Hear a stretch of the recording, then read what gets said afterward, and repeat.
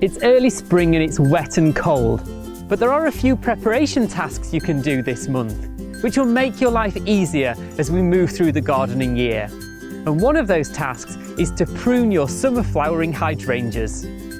This hydrangea is called Annabelle, and it's quite different from the other mop-head hydrangeas, which you don't cut until later on in the month. But these ones can be cut right back to the base because they grow all their flowers on new wood that they will produce later on in this year.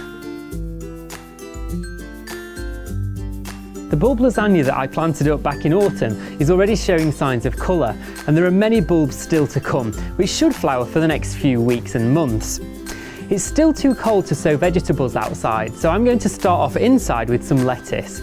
It's a really easy way to sow it, and you can prick these out once they've started to germinate and pop them on into bigger containers. First of all, you need a seed tray, and I've lightly filled this with compost.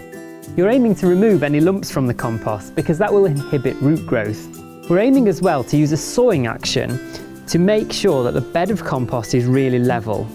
Once you're happy that you've got a level surface, we can start to sow the lettuce evenly across the tray. Now the plants will take a few weeks to germinate, so I'm going to pop a label in there so I don't forget what they are. The best way to water these is not from above, but by sinking this into a tray of water and allowing the water to absorb into the compost. That way you won't disturb the seeds. When you're sowing slightly larger seeds, such as these sweet peas, there's a slightly different method. I'm going to use a dibber to make 1 centimetre insertions into the compost and then place just one seed in each of the holes. Then once you've covered the seeds over, give them a watering, label them up and maybe put them in the coal frame, but do be careful of mice because they do love sweet pea seeds. Talking of pests and diseases, I'm going to clean the greenhouse ready for spring.